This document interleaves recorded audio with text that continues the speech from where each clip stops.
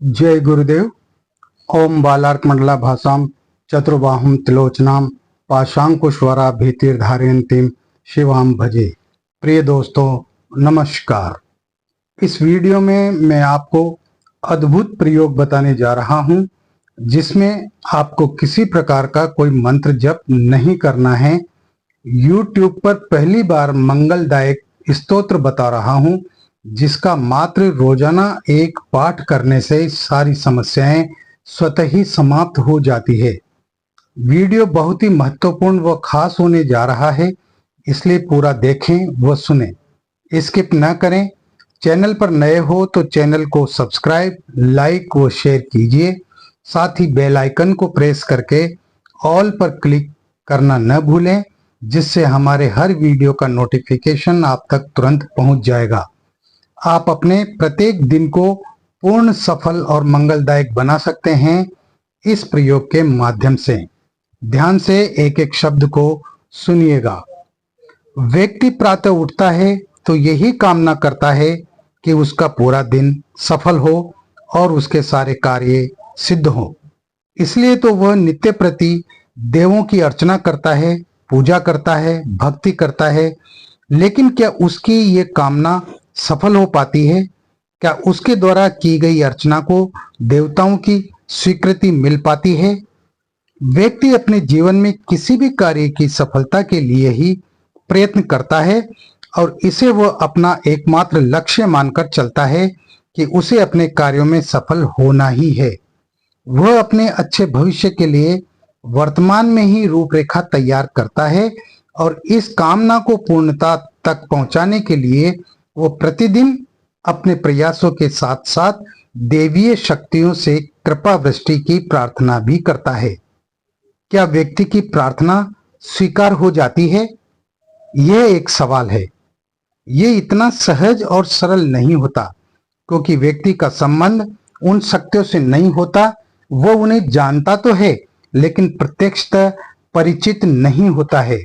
उसको ज्ञान नहीं होता कि किस प्रकार से उनके पास अपनी बात पहुंचाए। मात्र कुछ शब्द कहने का कोई अर्थ नहीं होता। महत्व तो इस बात का है कि आप जिस कामना की इच्छा उनसे करें, उसको पूर्ण करने में वे आपको अपनी सहायता प्रदान करें, पूर्ण करें ही करें। वर्तमान समय में मानव इतना अधिक आपाधापी का जीवन जी रहा है कि वह अपनी क्षमताओं को विस्मृत कर बैठा है, भुला बैठा है। उसमें क्या क्या क्षमता है, कौन कौन से गुण हैं, ये उसे ज्ञात नहीं है। एक बंधक की भांति अपना जीवन ढोता रहता है। उसमें उमंग और उल्लास जैसा कोई गुण शेष नहीं रह गया। इस कलुषित युग में वो प्रत्यक्ष लोगों के प्रति विश्वास कर नहीं पाता। फिर तो दिव्य शक्तियां अप्रत्यक्ष होती है, उनके प्रति उसका विश्वास सहजता से नहीं बन पाता। लेकिन ये तो सत्य है ही कि मनुष्य से ज्यादा विश्वसनीय ये दिव्य शक्तियां होती है। मनुष्य धोखा कर सकते हैं, लेकिन दिव्य शक्तियां कभी धोखा नहीं देती, कभी धोखा नहीं करती। जिनके माध्यम से यदि किसी कार्य को पूर्णता प्रदान की जाए तो सफलता प्राप्त होती ही है।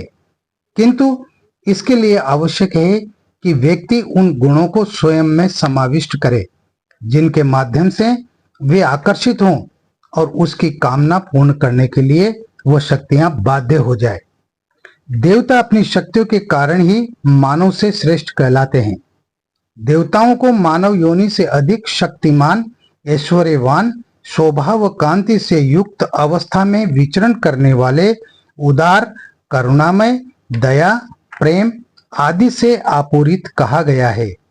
यदि उनकी उपासना विशुद्ध भाव से की जाए, शुद्ध मन से की जाए, तो वे प्रसन्न होकर अपने उपासकों के समस्त क्लेशों, रोगों और दुखों का हरण कर उन्हें आनंद, सुख, समृद्धि आदि प्रदान करते हैं।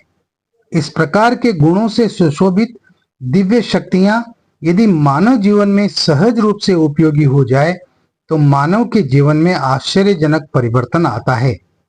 लेकिन इसके लिए आवश्यक है इन दिव्य शक्तियों को अपने सहज और अनुकूल बना लेना।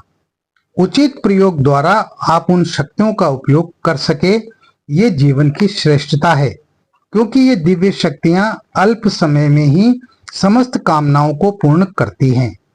प्राचीन काल में ध्रुव का अल्प आयु में ही दिव्य शक्तियों की सहायता प्राप्त करना इस बात का सूचक है कि यदि व्यक्ति सही तरीके से तथा पूर्ण श्रद्धा और विश्वास के साथ उनकी उपासना करता है तो वह किसी भी उम्र का हो, शीघ्र ही अपने समस्त पापों का क्षय कर अपनी समस्त कामनाओं को पूर्ण करने में समर्थ हो पाता है। व्यक्ति दिव्य शक्तियों से किस प्रकार सहायता प्राप्त करे, इसका ज्ञान उसे केवल गुरु ही प्रदान कर सकते हैं।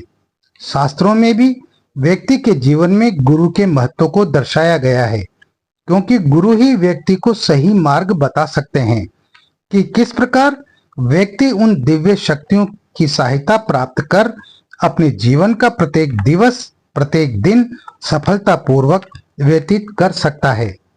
शास्त्रों में गुरु की महिमा, गुरु के स्वरूप की व्याख्या अवर्णनीय कही गई है, जिसका वर्णन शब्दों में करना मुश्किल है।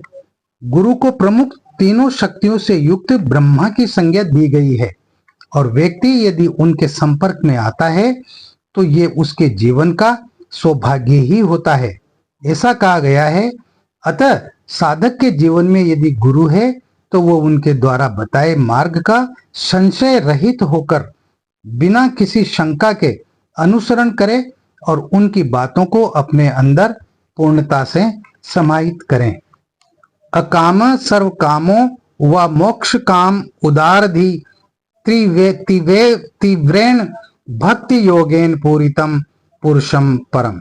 जो व्यक्ति पूर्ण भक्ति, श्रद्धा और विश्वास के साथ उपासना करते हैं, उनकी समस्त कामनाएं भौतिक हो या आध्यात्मिक देवता अवश्य पूर्ण करते हैं और ये सब गुरु के सानिध्य में ही संपन्न होता है। गुरु ही व्यक्ति को बता सकता है कि वह देवों की उपासना किस काल, किस क्षण, किस प्रकार से करे, कि वे दिव्य शक्तियां उसकी कामनाओं को सिर्फ सुने ही नहीं अपितु उन्हें पूर्ण करने में सहयोग प्रदान करें। इसके लिए साधक नित्य गुरु साहचर्य प्राप्त करें और उनसे वह विधि प्राप्त करें जिसके माध्यम से वह कामनाओं की पूर्ति कर सकता है।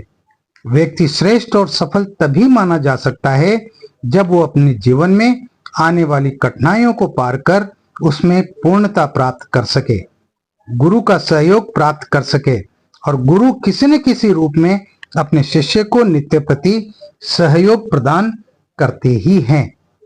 अपने गुरु का सानिध्य नित्य प्रति प्राप्त करना वर्तमान समय के व्यस्तता भरे जीवन में संभव नहीं है और न तो ये संभव है कि कोई व्यक्ति नित्य प्रति अपनी छोटी छोटी समस्याओं के समाधान के लिए गुरु से प्रार्थना कर सके। फिर ऐसा कौन सा तरीका है आज का व्यक्ति अपनाए जिससे छोटी छोटी परेशानियों का निदान स्वतः प्राप्त हो जाए और पूरा दिन मंगल युक्त व्यतीत हो? क्या ऐसा कोई विधान है, क्या ऐसा कोई प्रयोग है कि जिसको करने से इंसान की छोटी छोटी आवश्यकताएं भी अपने आप पूर्ण होती चली जाएं? इस प्रश्न का समाधान प्रस्तुत है।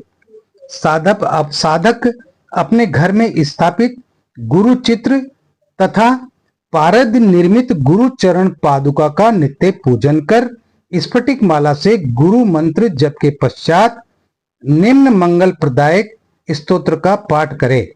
ऐसा करने से निश्चय ही वो अपने जीवन में अनुकूलता का एहसास कर सकेगा।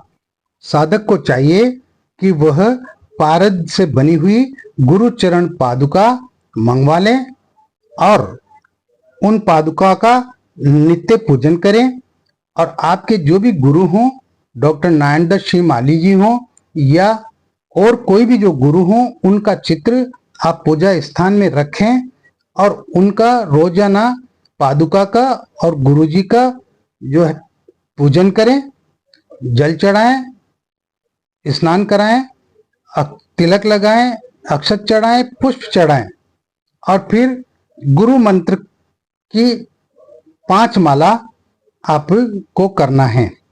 जो भी आपके गुरु हों, यदि आपके गुरु डॉक्टर नारायण दत्त श्री माली जी हैं तो ओम परम तत्वाय नारायणाय गुरुभ्यो नमः। इस मंत्र की 5 माला करें स्फटिक माला से। और यदि कोई गुरु नहीं है तो भगवान शंकर को अपना गुरु मानते हुए ओम नमः शिवाय मंत्र का जप करें, 5 माला करें। और यदि आपने किसी को अपना गुरु बना रखा है और उन्होंने जो भी गुरु मंत्र आपको दिया है उस गुरु मंत्र की 5 माला करें, ये बहुत जरूरी है। और उसके बाद मंगल प्रदायक स्तोत्र का आपको पाठ करना है। आप किसी भी गुरुवार से, शुक्ल पक्ष के गुरुवार से आप इस प्रयोग को शुरू कर सकते हैं। पूर्व दिशा की ओर बैठ जाएं या पश्चिम उत्तर दिशा की ओर आप मुंह कर लें। पूर्व या उत्तर दोनों दिशाओं में से किसी भी एक दिशा की तरफ आप मुंह करके आसन पर बैठ जाएं। सामने बाजोट पर गुरु चित्र रखें, गुरु जी का फोटो और चरण पादुका रखें जो कि पारद से बनी हुई होती है। उनका संक्षिप्त पूजन करें और फिर जो है गुरु मंत्र का जप करने के बाद में ये मंगल प्रदायक जो स्तोत्र में आपको जो बताने जा रहा हूं इसका एक पाठ करें। ऐसा करने से निश्चय ही वो आपके जीवन में अनुकूलता का आपको एहसास होगा और आपके छोटे से छोटे कार्य भी संपन्न होते चले जाएंगे।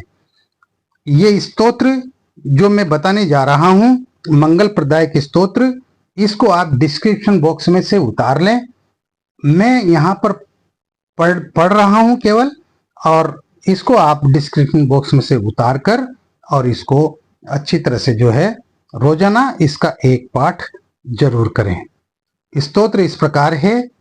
श्रीमत् पंकज विष्टरो हरिहरो वायुर्महेंद्रो नल सचंद्रो भास्कर वित्तपाल वरुणा प्रेताधिपाध्या ग्रह प्रद्युम्नो नल कुबेर कुबरो सुरगज चिंतामणि कौस्तुभ स्वामी शक्ति धरश्च लांगलधर कुर्वन्तु नो मंगलम।